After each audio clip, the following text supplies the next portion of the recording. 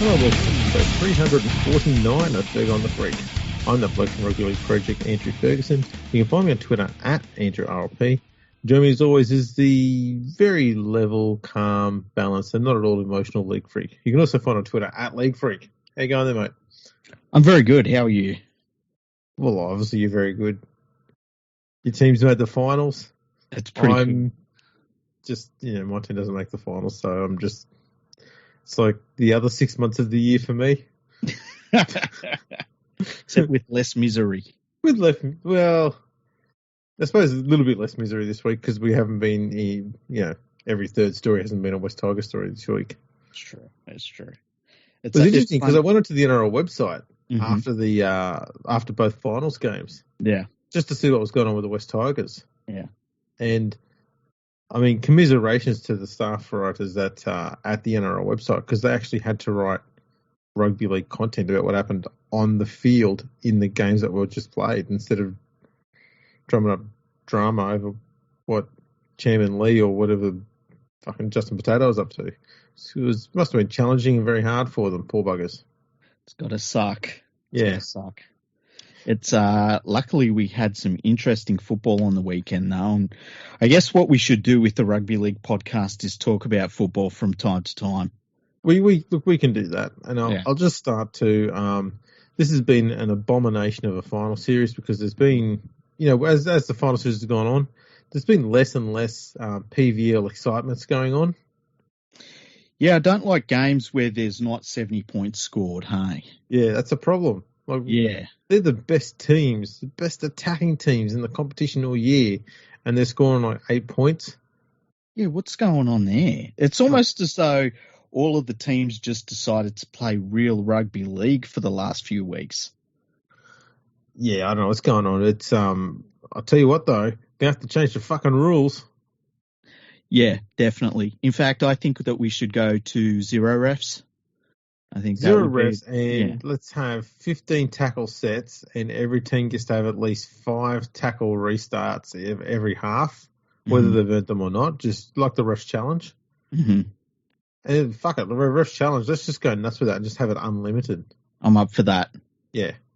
I'm up for that. They're trying to get unlimited as it is, because if you're specific enough, you can say, listen, I'm challenging that my, say, winger knocked the ball forward into the opposition winger. And if it is not that exact thing, you get to keep your challenge. Oh, that's right, yeah. And so they're picking those moments like that, not because they're challenging a wrong call. It's about trying to have as many challenges as possible so they can stop the game as often as possible so they can give their players a rest. Well, Penrith literally used one on the weekend as a timeout. Like it was a dead set, flat out dropped ball near the end of the game, and it was a flat out timeout that they took. Yep. But we'll get into that as we review the games. We will indeed. Let's get into, was it Friday night? Yeah, Friday night, the Rabbitohs took on the Sea Eagles. Sea Eagles kind of hit the wall.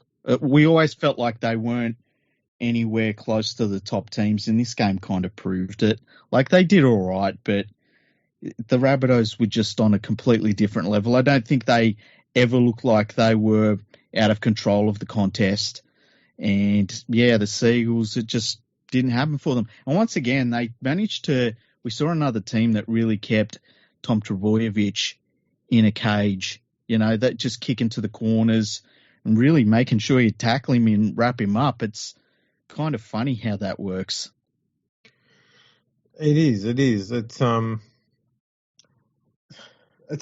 to look past those opening 4 games that Manly played this year when you come to the end of the season, because it's hard to believe that one player can take your team from having one of their, all-time worst ever starts to a season and help them finish 5th, 4th. And, the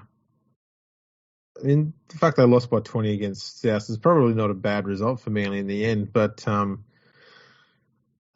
it's crazy that you can get that much extra value out of one player.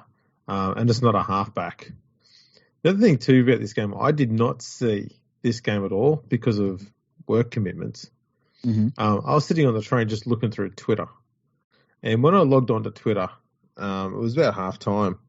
And I saw Tom Trbojevic was trending. So I made a tweet saying, Tom Trbojevic is trending, which means either Souths are up 30-0 and Tom's gone missing, or Manly's up 30-0 and Souths have gone missing. I saw that. That was funny. Yeah, look, he didn't play bad. It was just South really didn't allow him to dictate the play like a lot of other teams did. Still managed to score a try, but, you know, by that time the game was well and truly over. Yeah. And Souths have been impressive in this final series. They've got rid of those low points in their game. And I think one of the things that's different about them this year is that in the past, when they have had a little bit of adversity with, say, a player being injured and even being on the field, but just not being 100%, or they miss a player or something, normally that's them done. And I think that's why when Latrell went out a few weeks ago with his suspension, a lot of people wrote Souths off. And I almost felt that way as well. But they've shown that they've learnt from maybe past seasons where you've got to show resilience, and they've definitely shown resilience in this final series. Oh, no doubt. I also don't think Latrell adds as much to the side as a lot make out that he does. Oh, really? I'm not saying he's a bad player. I'm just saying that South can clearly play intense, high-pressure footy against the top teams in the competition in do-or-die moments without him and still win by 20 points. It's a good point. I mean, I guess Souths have they've got a very experienced spine, apart from the rookie at fullback that stepped in, Blake Tafe or Taff. I like the fact that he's called Tafe. I kind of like Tafe as well. I've heard him called both by professional commentators. If maybe maybe it's Blake Taffy, maybe he's French. But Taffy, maybe he's from country Queensland. Taffy. Taffy. But yeah, they've. I think that having that experienced spine really helps them overcome the loss of Latrell to a certain extent as well. Absolutely, it's I just find that you can park Latrell in this team, mm-hmm. and it might give them a few extra percentage more in class. Mm-hmm. But you take him out of it, it's not dropping them that far down, if at all, from where they already are. Yeah, well, he's not a do-or-die player. Like, there's plenty of players in the comp where take him out of the team and that team's done. And obviously, Latrell, for this South team, isn't one of those players. No, that's right. So I think they'll be fine. It was... I mean, the first half was pretty much made it all a foregone conclusion, really, and South just defensively hung on to their lead and, steadily built upon it in the second half. It wasn't a classic game by any means. Manly just weren't. They just weren't good enough. Simple as that. No, and look, I think that this weekend really showed that we always had a top three teams in the competition this year, and everyone else was making up the numbers to a certain extent. But the Seagulls, considering the start they had this year and what they turned it around into, it's been a pretty remarkable season for them. It's going to be interesting to see how they back up, though, because when you look at this Seagulls team, it's not like you look at them and you say, wow, they've got all of these great young players who are going to improve or anything like that. There's a lot of veterans in this Seagulls team, and they kind of have to have another good season next year. Like, I don't feel as though they're going to improve too much on what we saw this season, I guess is what I'm saying. Yeah, I think, because, I mean, they've not got a huge amount of talented juniors coming through, especially in the spine. Mm-hmm. So they're all just going to be a year older next year. Tom's obviously not that old, so that's not a drama. Mm-hmm. But you don't exactly have spring chickens in the halves anymore. I mean, Matty Johns would say they're in the prime of their career, but, Matty Johns is a dickhead. True. So that is a bit of a problem. And they still have an issue at hooker. Like, that's the remarkable thing about this side. They've had a makeshift hooker all year. Yeah, that's one area. I don't know who they could go after. I guess the young bloke. Well, he's not a young bloke. I'm starting to become Matthew Johns all of a sudden. Steady. The Titans let go. I can't remember his name at the moment. Oh, Rain? Yeah, Mitch Rain. That's it. He'd be an all right, just makeshift hooker until they find someone a little bit better, which kind of feels like Mitch Rain's entire career to a point. That's a very fair call. Mm. So yeah, South beat Manly 36-16. They were the first team into the grand final. Their first grand final appearance since 2014. Not that far ago. Yeah, and it's their second grand final appearance in 50 years? Pretty close to that, something like that. Yeah. Which is still twice as many appearances in the last 50 years as the West Tigers have had. Oh, wow. That's amazing. I'm here for the numbers. Yeah, you should get into stats. You'd be really good at them. It was cool to see, like, Benji Marshall being emotional. That was pretty amazing. And thinking about how, as a young bloke, he led that West Tigers team to a grand final. And, I guess being a youngster, he probably thought, there's going to be so many more of these. And it's taken him all these years to get back. And he's had a bit of a winding second half of his career. And there's a lot of mail that this will be his last game, the grand final. So it was wonderful to see him get a chance to be in the grand final and finish his career off if it is the end of his career, being in a big game, which is how Benji Marshall deserves to end his career if that's what he chooses to do. What's fascinating about the Benji Marshall story, and I touched on this on Twitter during the week, and that is, you think of the first 4 years that he played, mm-hmm. He only had one season where he completed at least 20 games that year. Yeah. It's 2005. The other years around that, he was just coming into grade and injury prone like you could not believe. Yeah, you kind of thought that he might be one of those players whereby, the fifth or sixth year of his career, he was playing local A grade somewhere just for fun because the injuries were just devastating he was getting. And just the perfect example of sometimes players need a few extra years to let their body grow into fill out and become a first grader's body, because that's all it was. Once he filled out a little bit, he really hasn't had injury concerns after that. No.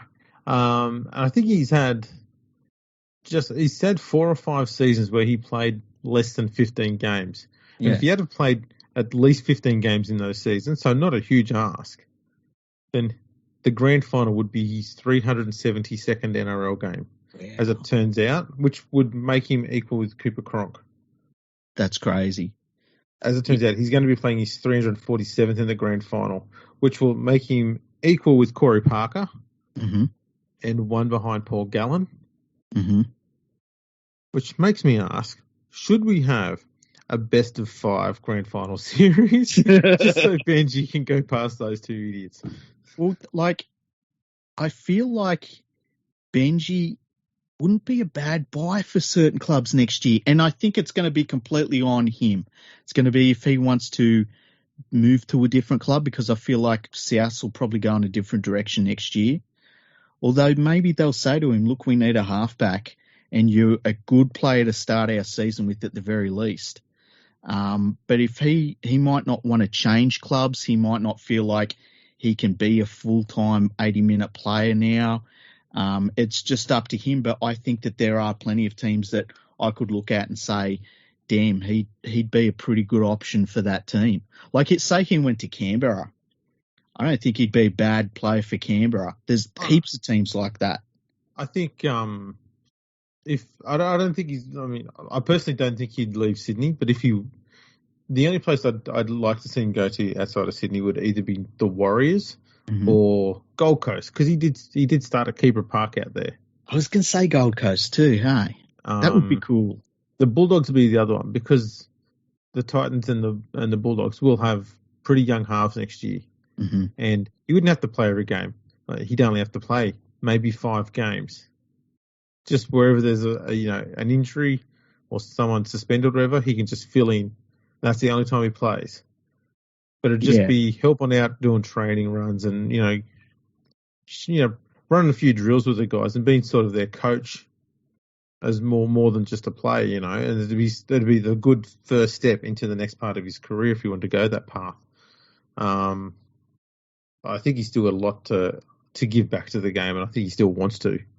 Yeah, at the same time though, I could totally understand him saying, I'm playing for South Sydney in a grand final, and I win, lose or draw, going out in a grand final with South Sydney, and that's your last game that's pretty damn special. Oh, absolutely. Absolutely. And let's be honest, I dare say there won't be another player come along who will have a longer and more exciting highlights reel than Benji Marshall will. Yeah, you'd have to be a damn good player. I love him. I've always loved Benji Marshall from the moment he stepped onto a footy field and he was playing that touch football style of game. He's just great. I wish he could play forever. Oh, absolutely. Likewise. But there's only one Stanley, Gene. There is. That's unfortunate, but them's the breaks. Yeah. Now, the other game, let's be honest, this was essentially, in my view, the second semi was the grand final this year. It felt very, there was so much to this game, so much to it. The thing that got me was that the Panthers in last year's grand final come out and they gave up 10 points in penalties. That was the first 10 points the Storm got were off penalties from the Panthers. And, they finished the game okay, but they got taught a lesson by the Storm in last year's grand final. And to come out this year, you kind of wanted them to hit certain points in the season. You wanted them to hit certain markers. And so far they had hit pretty much every marker you could have set them, except for beating the Storm when it really mattered. So to come into this game, the Storm had the week off. There was a lot of talk about Penrith's attack. You and me talked about it. And this felt like it was going to be the Storm kind of doing what they did in the grand final again, like just saying to the Panthers, you're not ready yet. And for the Panthers to do what they did to the Storm in this game was pretty extraordinary to watch as a Panthers fan. And I think if we didn't have this rule set that we've got in the NRL right now, I feel like this Panthers attack would be by every measure, including points per game and things like that. I think it would be without doubt the best defence in the whole history of the game, because what they're doing under the current rules is absolutely mind-blowing defensively. Yeah, I've said this for the last 2 years. The way their defence works is very unique, but not complicated. And it's so damn effective. And I'm surprised other teams haven't tried to copy it where they can. And that is, they work in pairs. One's focusing on the ball, the other's focusing on stopping the player making meters. It's that simple. But if the ball comes loose, the guy who's focusing on that, he's right on it. Falls on it, bam, turnover straight away. Or, forces a turnover straight, if he doesn't get to pick it up. And it just creates this constant pressure that is fucking unrelenting. And as the Panthers have started to get back into the grind and start finding their mojo again, they haven't found it in their attack. They find it off the back of their defence. And this game, we finally saw their defence back to its absolute utmost best, which makes me think that their attack next week will be better than what it was the last 2 weeks. Yeah, and look, there were signs in their attack that things were starting to click a little bit, which was good to see. Jerome Luai, it's crazy. He got knocked out in the first half, and I thought he was out, and we'll talk more about that because it caused a lot of controversy. But in the second half, he came out, and he looked back to his best. But one of the things I found interesting about the two teams, especially in the first half, the Panthers, they wrapped the man up. The Storm were looking to wrap the ball up a lot more. And they were looking, and I think that maybe their thought was that if you can wrap the ball up and start to make the Panthers worry that you're going to lose the ball in a one-on-one tackle, or that's just a possibility that they're going to slow the Panthers down. Sometimes it worked, but it didn't work as well as I think they expected it to. And, it was just interesting to see the two different styles of defense in that first half. I was going to say, I think the Storm were trying to shut down second phase play from the Panthers. You've got a few players there who thrive on it at the Panthers. That's Tuo, Crichton, very good in broken field running, and then you've got Cleary, Luai, and Kickout. All with very different skill sets and mindsets on what to do when there's a bit of broken field play in front of them. Yeah, and that's too many dangerous points of attack, and they're in different places all over the field. So the idea would have been shut that down so that we can hopefully shut down their point scoring opportunities, and then the Storm would just rely on their ability to score points to come over the top and win the game. That would have been the way they were thinking, and for the most part, it was kind of working. The problem was their attack was just.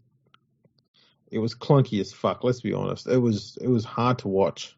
After you're watching them just annihilate teams all year, it's insane to think that they were struggling to score points during this match. Like, they didn't look like scoring half the time. Yeah, and like the one try they got, it was a kick that Ryan Pappenhausen kind of scooted through about 5 Panthers and it just bounced in his hands. It was a little bit lucky, but he put himself in the position for it. Cameron Munster was non-existent in this game. Jerome started to become a little bit of a trait of his. It is, yeah, it is. Jerome Hughes was all right, but he copped a bit of a knock as well. They lost Brandon Smith early. They lost Christian Welsh very early, and they were the two big head knocks. Christian Welsh early on in the game. He copped a head knock, was all over the place, was in just next to the ruck. The referee didn't really do much. No, that was was that a different one? No, Christian Welsh got knocked out up the field a little bit, trying to tackle the Panthers. And then when the Panthers were attacking the Storm line, the play was stopped. And the Storm trainer come on and did the whole assessment. And so, it was almost that timeout scenario that people were blowing up that the Panthers did earlier, in the final series last week against the Eels. Almost the exact same situation. But, then the Jerome Luai one where he got knocked out and I thought his game was over and he ran out in the second half. It was kind of weird. He probably should have not come back on. There was a quote he had at the end of the match where he said, when someone asked him about his head knock, and he says, "Nah, I sort of blacked out quick in there, was sort of dizzy, but I sort of hit the switch and I was sweet." Blacked out and dizzy? How does that pass? Your brain is not where it should be if you're blacking out and dizzy. The shit's been switched off in there. And so here's the thing that gets me, because he would have had to have gone in the change rooms and passed a HIA test, which it's pretty involved. Like, it's not easy to pass. And I want us to both do this test on the podcast. And what we might do is we might do it normally, like just, as is, and then pause the podcast. Not this one. We'll do it in a couple of weeks, I guess. And then I will try and do it after drinking quite a bit, and I'll see if I can pass it. I'll be honest. I was wondering where you were going to go with that, because I thought we'll pause it and then knock ourselves out and then do it again. But I thought, hang on, who's going to remember to ask the questions? Well, here's the thing, right? I can do it drinking. Maybe, I don't know, you could get like your wife to just knock you out, just one right in the chin, and just wake you up, and then you're straight away recording. If she's hitting me on the chin, mate, I'm switched off for a while. Oh shit. Oh, Not gonna lie. But yeah, it was a shock to see him come back on the field, and I think the biggest shock was that he was so damn good in the second half. Like, he looked really, really dangerous. There was a number of times that Cleary got caught on the fifth tackle with the ball, which normally isn't something that happens with him. But that's when Luai is supposed to step up and do those playmaking duties. But when he wasn't there to do that, he was just looking to run the ball, and that's when he's at his best. That's right. And look, Cleary's always been, and this is one thing I do like about his game, and a lot of people might be not inclined to agree with me, and that is, I like the fact that he will sometimes run it on the last, even when it's abundantly clear there is nothing on when he runs the ball. Because what it does is it makes the defence constantly think he might run this time again. Yeah. And so they just hold off. And if you're a halfback and you can make the defensive line hesitate, more often than not, you'll get one-on-one with them. That's, half the time. That's the biggest battle, is drawing just one defender, not having two on top of you to shut you down. If you can just got one in front of you, you've got options all around you that way. And they're not trying to shut you down, because they know if they jump out of the line and you play something sharp left or right, you've just created a gap. So the defender will just hang off you. And that's something that Cleary's always done.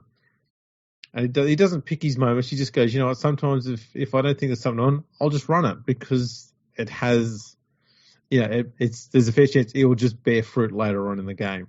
Mm-hmm. Mm-hmm. And he's such a good ball runner too. Oh yeah, he's got good leg drive on him, and he's got a very, very good step. Yeah, and like, not even a good ball runner for a halfback, just a flat out good ball runner.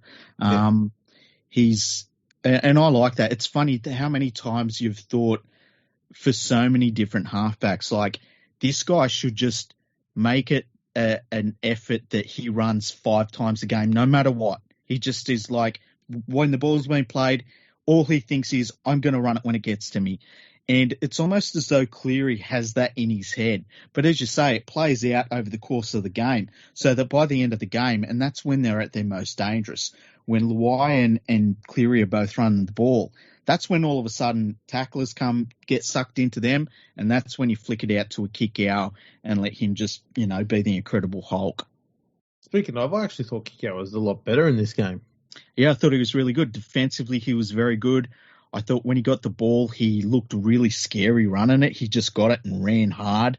Yes. And he didn't overplay passing the ball too much either, which he can sometimes get into a scenario where he's running the ball and he's more looking to pass it to someone rather than just being like a giant and just steamrolling everyone. He was very good in this game, but maybe his best game all year. No, I fully agree. I think it looks like someone just said to him, have you looked in the mirror? Right, because we've got a mirror. This mirror is 6 foot tall. Have a look in it. Do you notice something? Oh, I'm not quite all in it. Yeah, you know why? Because you're a fucking big cunt. Fucking rung, man. Run hard. All right then. Don't pass it. Don't worry about passing it. You run hard. If you see a gap coming up for your teammate around you, you pass it to him then, if you can't go through and destroy someone in the process. Run, man. Just fucking run. There was a couple of runs there where he got the ball and he just started striding out and running hard. And it was like, oh, man, how are they going to stop this? And it always takes 2 players to get him down. Like, there's never – I think that there was one player that did hit him. Oh, I wish I could remember who it was. Might have been Ray Stone. There was one player in recent weeks who just nailed him. Yeah, Ray Stone. God, Ray Stone nails everything. Yeah, call him the Hammer, man. Yeah. But that's the only time, and he was really dangerous. And, their attack still wasn't 100%. I think that Coruscant still didn't take full advantage late in the game as he should have. But it's going in a better direction. And, when their defense is as good as, the defense is, they're in every game. That's the thing, yeah. And it's going to get another big test next week because the South attack is bloody potent as well. Yeah. In a different way to the Storm. The Storm one is more, just on the edges of the ruck either side. Mm-hmm. The South defence is more wider of the ruck. Once they get out onto those absolute wings and the centres, those corridors, the Ellis corridors, mm-hmm. that's where they're dangerous. Because they've just got big bodies, they've got different shaped bodies, they've got speed merchants, they've got good steppers, good passers, they've got it all out there. So they are a tricky mob to try and contain out wide. So Penrith will probably be trying to, I dare say, rush up on them on the edges and try and make South play in the middle.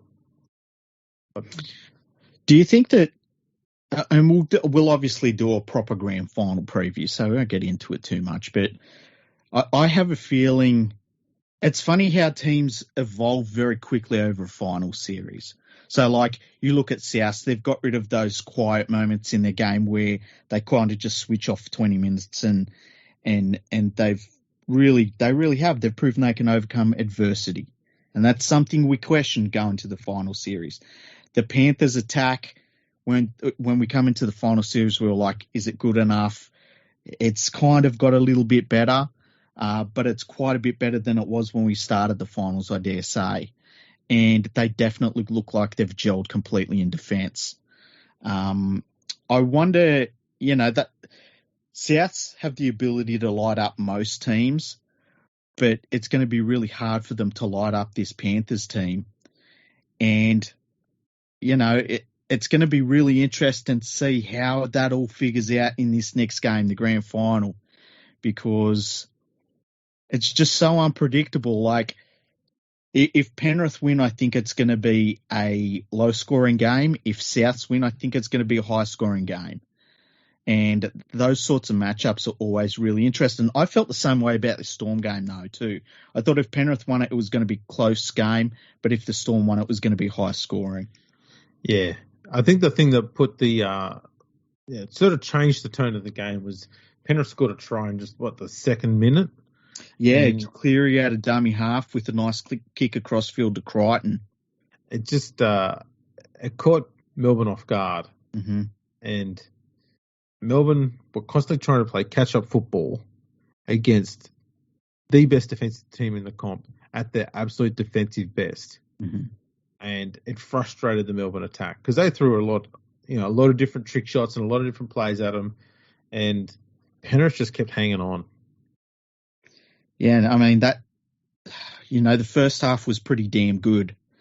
The second half was epic. And man, it was a crazy game as a fan to go through the ups and downs. I don't think I've ever lived and died through a footy game or maybe even a sporting contest the way that I did with this football game. I think I was walking for the last, I don't know, probably 60 minutes of the match.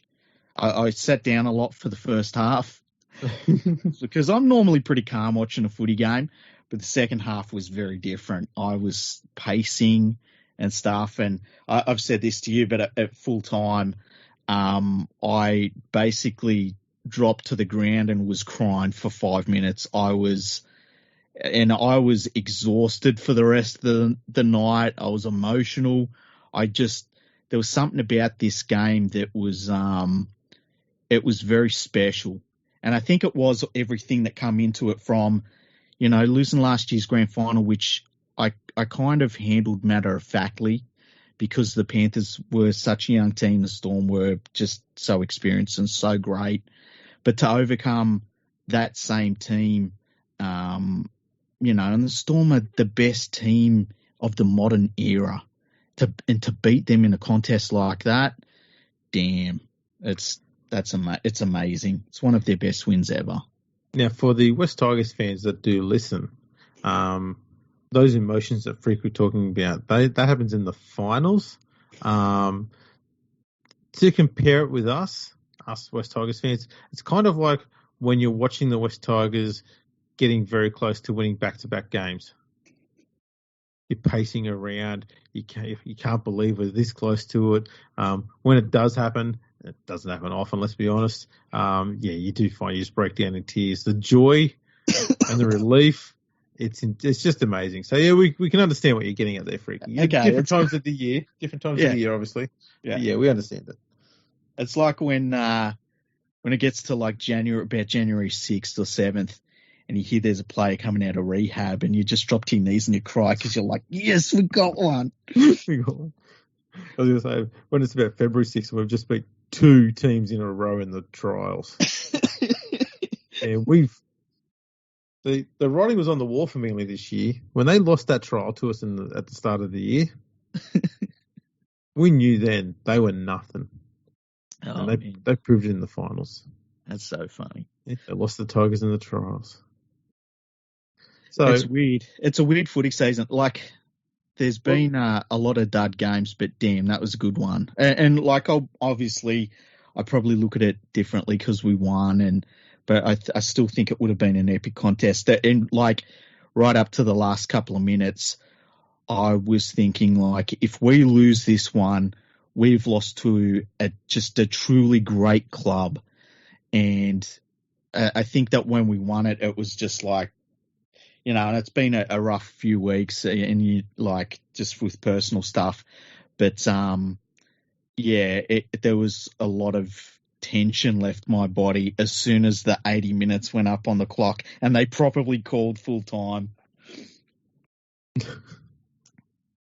It's I'm sure it's an amazing feeling. It does feel good. It's hopefully the West Tigers get there in your lifetime. It'd be good. Well, they've already done it, a few times in my lifetime. Yeah. I'm just wasting life now, expecting it to happen again. But do you feel like from 2005 you got your title, so you're good? No, this is the thing. I still to this day, and Tigers fans hate me for this, I still to this day believe that the Tigers win in 2005 was more fluke than skill. Okay. Because so they went in the finals in 2004, and they didn't make the finals again in 2010. Yeah. Afterwards. Because I can see that, because in 2003, like, the Panthers season, hard to poke any holes in it. Like, they won the minor premiership, great team all year. It's just hard to really put a negative anywhere in it. So I've always said that that's my grand final, that I can die happy because I got 2003. Everything else is just going to be a bonus. But you would like a season like that to be happy and feel like you're good now. Well, yeah, and that's the thing, is that when you look back on 2005, there was 26 rounds that year. After 18 rounds, the Tigers were 9th. And for the whole year up until that point, they'd only spent 3 weeks inside the top 8, inside the top 6. Mm-hmm. And that was rounds 3, 4, and 5. They were not that great a side. They went on a winning run from round 16 to round 24, which got them into the top 4. Then they lost their last 2 games of the year, interesting enough, against Melbourne and Penrith. Mm-hmm. And then got the kindest run possible during the finals. They beat the Cowboys, or they annihilated the Cowboys. They beat 2 teams that were probably a bit too cocky in the Broncos and the Dragons. Mm-hmm. Both probably thought that they'd just walk through the Tigers. And the Tigers came up against the Cowboys again in the grand final, and the Cowboys team had just been playing grand final after grand final for 3 or 4 straight weeks. That's 3 right. straight weeks. They were just smashed when they turn up. And the Tigers still only beat them by 14 points. And the other thing with that Cowboys team too, even at the time, you kind of felt like they weren't quite there yet. And it turned out that, that was the case. Once they solidified a little bit more as a club and as a playing unit, they become champions themselves. But, I loved that grand final because it was so unique.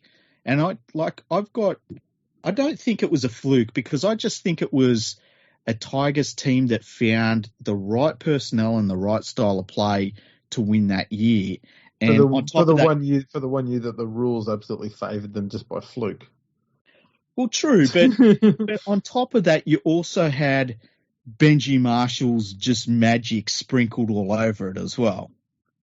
Oh yeah, look, I'm not saying everything about it was a fluke. I just think there's too much that was basically failure either side of it for that to be anything more than just a one-hit wonder.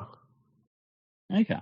Because I could see if somebody said with the Panthers in 2003 that like a couple of years before they won the Wooden Spoon, and man, I remember that season so well because I was just like, I was so angry during that season. And then in 2003, they win the premiership. 2004, I think they were maybe a little bit of a better side, but they run into the Bulldogs, who were a very good team because they were coming out the salary cap thing. And then a couple of years later, the Panthers are done. It's all over, Yeah. And that was kind of almost what it was like with 90, where they lost. 91, they win the premiership. A few years later, it's all over at Penrith. So it wasn't like there was an extended amount of success at the Panthers. They kind of won it and disappeared again. Yeah, although extenuating circumstances had a pretty large role to play in that one. Yeah, definitely. In the 90s. So it's great that I got to see my team win a premiership. Mm-hmm. Of course it is. But surely they can make the finals more than once a decade. They should, yeah. That's the problem. But anyway, we've done enough West Tigers rants. We'll move on. We'll move on. Look, as a Panthers fan, playing South Sydney in a grand final is super, super special to me. And it's not something that I thought about before South got into the grand final. And I was thinking, man, playing South in a grand final would be something else. Like, and I don't mean this in a bad way, but more special than playing the Melbourne Storm last year, more special than playing the Roosters because it's South Sydney. This is the greatest club ever. Do you know when the last time was that South Sydney were runners-up? In a grand final? Yeah. 1969? Indeed they were. Who did they lose to there? Do you know who they lost to? They lost to, let me think. It's got to have been St. George? Nope. The Tigers. Balmain. Last time Balmain won a title. It was 11-2. There you go. That game. Yes. For a little bit of a walk down memory lane, that game is regarded as the kind of the start of teams winding down the clock on every play possible. When you see teams playing it's like the last 2 minutes of a game and they get the ball and all of a sudden they've got cramps and they're doing slow play the balls and sort of stuff.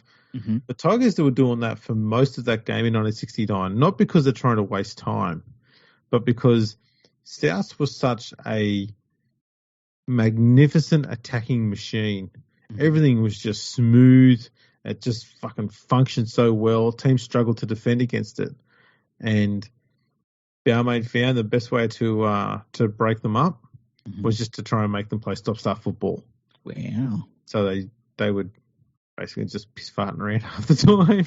Kind of like, remember Brian Smith used to do that against the Broncos? Yes. And that messed the Broncos up. It really messed with them. Very similar thing, yeah. Mm. All legit. A lot of people didn't like it because they probably thought it wasn't sporting, but everyone does it now. Yeah, it's not great when you say it, like, and I guess we can talk about the referee now in these two games. I think it's been poor. Really poor. I think it's been poor through the whole final series. And I think that it's because the referees, at the very least, it's because the referees have been asked to do too much. And I think that the Christian Welch situation was a really good example of that, in that the referee he's listening to the bunker, who is the number one ref in the game, the number one official in the game, So he's listening to him. He's listening to his touch judges, calling for forwards and stuff, but also watching for them as well. He's doing all of his referee duties, so he's getting players back 10, watching for forwards, watching who's offside and everything.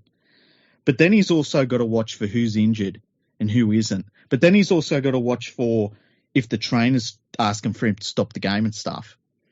And it's, we've taken it from 2 referees to 1 referee and then made him work 150% harder than he used to work. And of course, we're going to get a messy refereeing situation. And I think in both games, we saw both officials kind of lose it a little bit. And I don't mean in terms of the occasions got to them. I just think there's so much going on. How can they possibly keep up with it all? Yeah, I think I said in the last episode, I kind of got the feeling that they were second guessing themselves a little bit. Mm-hmm. In the sense that they're going into the game prepared to referee it the way they've refereed games all year, but then also kind of remind themselves, hang on, this is the finals games. We need to be maybe a smidge more lenient than we normally would be. So every time they look like they're about to, call a penalty, it's like, oh, maybe we let this one slide. It's not that big a deal.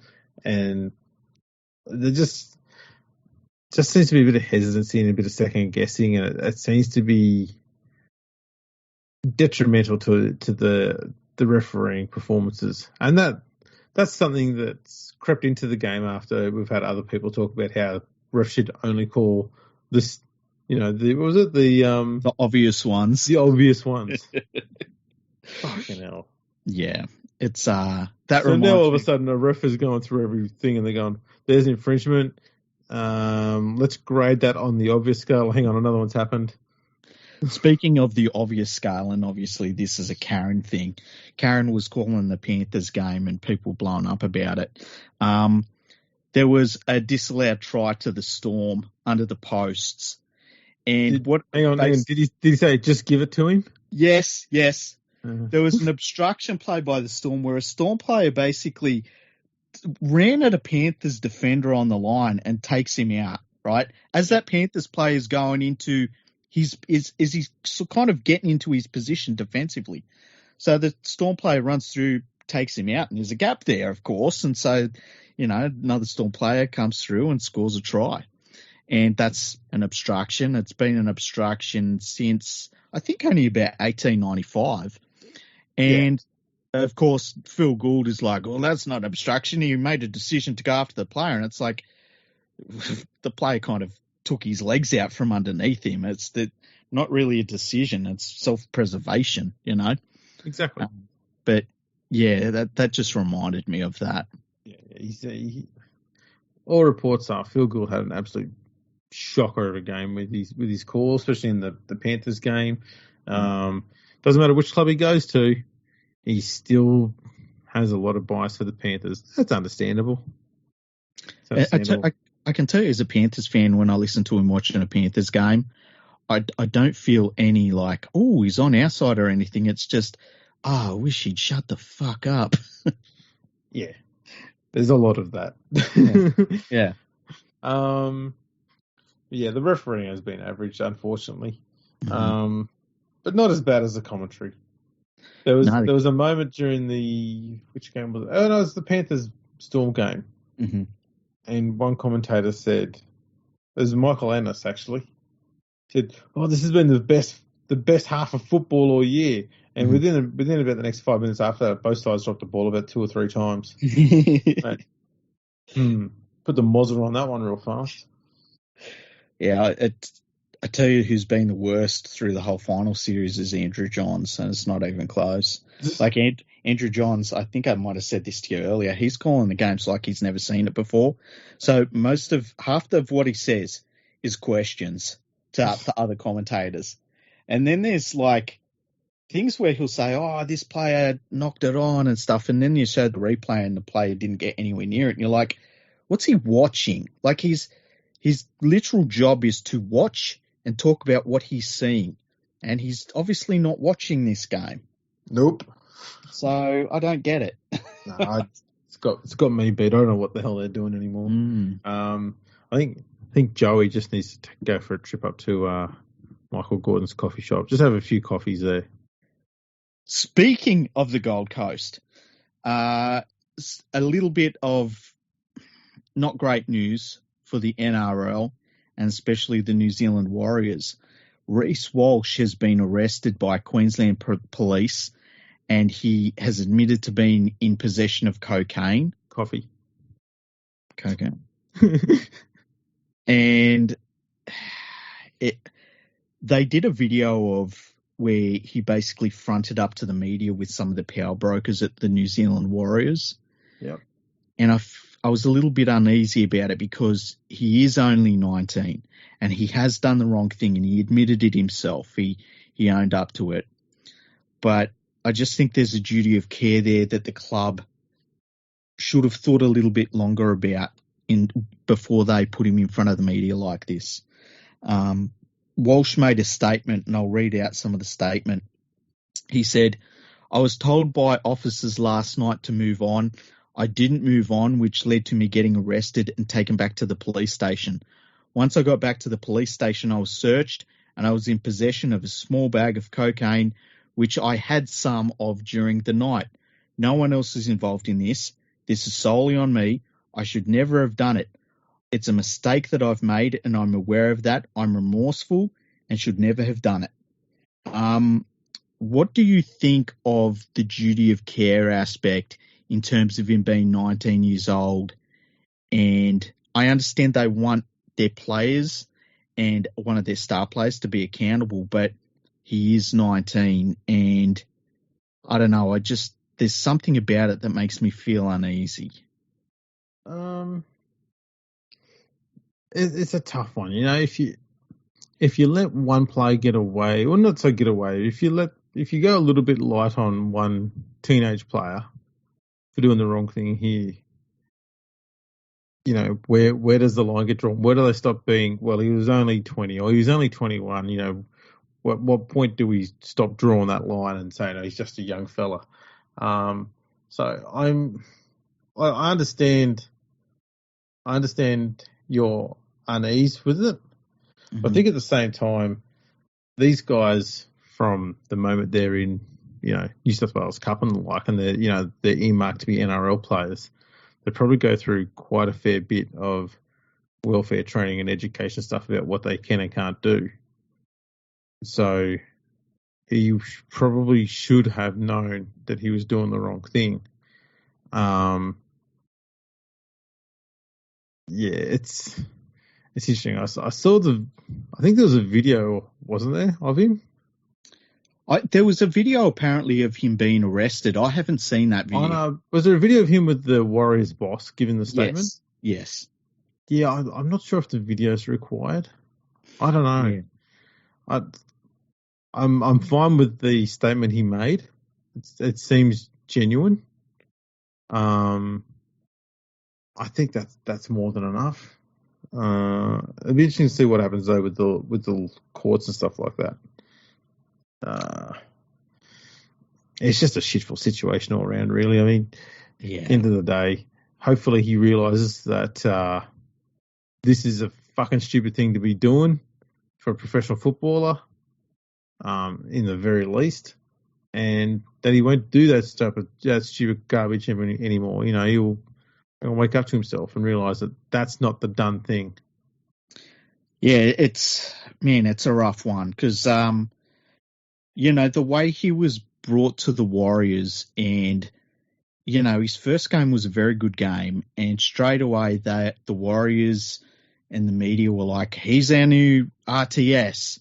And RTS was like, I'm going to step down from playing fullback and be a $1 million a year winger now so he can play fullback. And he was really probably their best player this year, just about. And so there's been so much responsibility put on him, and so much expectation.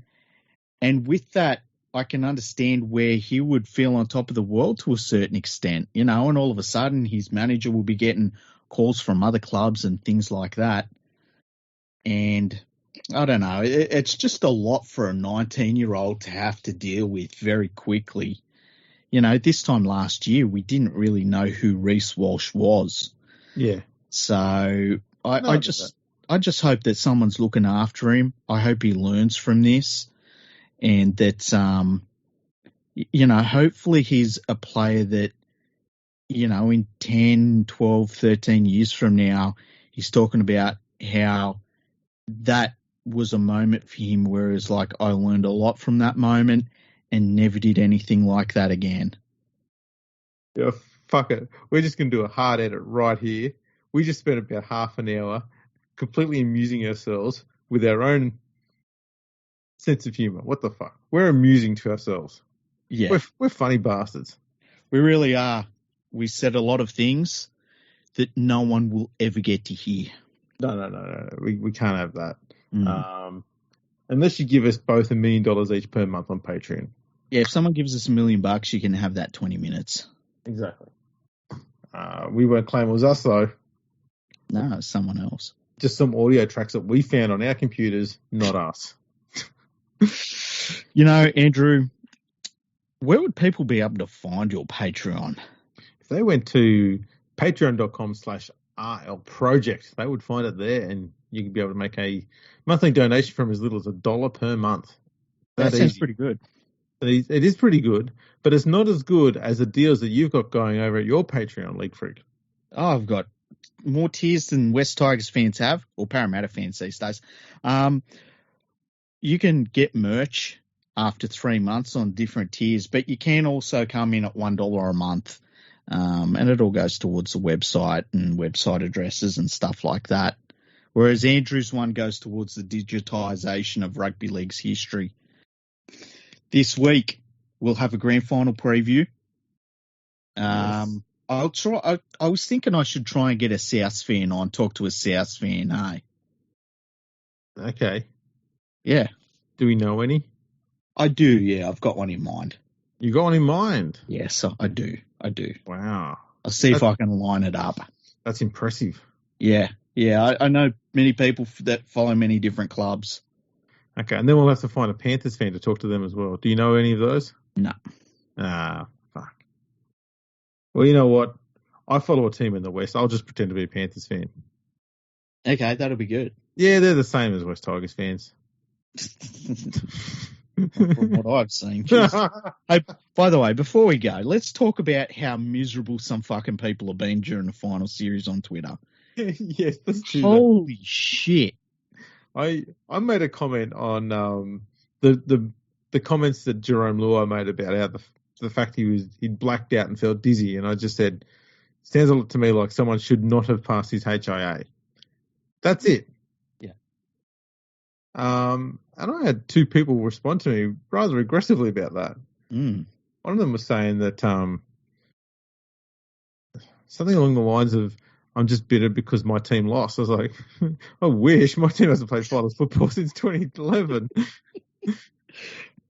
Another person had an argument with me, which I ended up having to explain to them how I'm not salty about Ivan Cleary leaving. I genuinely don't care. You've got me all wrong. And he just replied with, oh, okay. And that was it. It was like some sort of truce. In the last week, I've had people, like, while the Parramatta game was going on, just randomly tweet me saying, oh, well, fucking Storm's going to smash him. Just like miserable shit, you know? Like, why would you tweet miserable shit? And it continued into this game against the Storm. It was like, oh, they're going to lose to the Rabbitohs. Like, why are so fucking miserable, man? And I saw South fans copping similar stuff. And so I tweeted today, like, if you're a South or a Panthers fan, don't let miserable people try and make you as miserable as they are. Because this is fucking awesome. Like, even during, like, the game against the Storm, as nervous as I was like, holy shit, we're in the finals. This is fucking cool, man. And I just am so excited to have a team that's good to support, because I know what it's like to have a team that's just crap. And so there's no killing this buzz. And people tried it last year and it didn't work either. But I started to see people like starting to retweet miserable people. And it's like, nah, don't retweet them. Just let them be miserable. Fuck them. Were they West Tigers supporters by chance? I think it was people from a lot of different clubs, you know. But mostly West Tigers. Possibly. I don't know. I don't like to put anyone in a pigeonhole. West Tigers fans. We're just going to call the shit out where we go. Did you see a lot of West? So I don't see a lot of the West Tigers stuff, but did you see? I've got a few people I see on Twitter a fair bit who are West Tigers fans who disagree with the fact that I'm critical of the team that we both follow. Yeah. Because apparently, if you criticize something for being completely shit and losing all the time because you want to see them be successful and win, that shows that you don't care about the team. Yeah. I used to get that with the Panthers too. So weird. I don't understand that logic. Yeah. Yeah, it's like looking at your own child and they're just sitting there getting fat and playing video games and they're like 19 years old. And you go, did you want to do something with your life? No, I want to do this. Going, okay, you're awesome. You're not going to do that. You can say maybe you should get off your ass and fucking do something. Stop being a waste of space. You know the ones I love is that there's you don't see it very often, but you do see is people saying stuff about Nathan Cleary, sorry. And I won't say what it is, but it's like, so you're surprised that the son of a former professional athlete is a good football player. Like, you know, what the fuck do you expect? Maybe you would be as good as he is if you weren't a fucking vegan, soy drinking moron. Let's cut the field down. Fucking, you know, it's like, fucking Nathan Cleary. It's like, yeah, of course he's a good football player, you dumb fuck. His dad was a football player too, and he was a bloody good football player. Doesn't he have an uncle as well who was Jason Deeth is his uncle? Oh, is he? Something like that. There was a few of them. He's got a few uncles, I think, that were former players in the 90s. There's just always somebody that's willing to, like, these two teams literally are in the grand final next week, and there's always some fucking Debbie Downer asshole that wants to be like, oh, yeah, but what about blah, blah, blah, blah. It's like, shut the fuck up, you idiot. Yeah, Jason Deeth is his uncle. He's got another uncle, Josh Stewart. Oh, wow. You remember Josh Stewart? Yeah, I do. He was good. John Deeth was Jason Deeth was, I think, a hooker, and he played 201 games in the NRL. Yeah. Josh Stewart played 130 games. I think he was a front rower. Played for New South Wales in 97. And John Stewart is his grandfather. And John Stewart played for Newtown in 1968. Wow. I didn't realise he had that much football pedigree in his family. There you go. Thanks for tuning in and persevering with this weird shit at the end. Hard edit. Make sure you check us out on all the socials at Instagram and Twitter at FergoFreakPod. We're on LinkedIn, YouTube, Facebook, so check us all out over there. Subscribe, that'd be fantastic. Leave us a 5-star rating and a review on your podcast listening app. That would be awesome. And thanks for listening. Catch us all next time.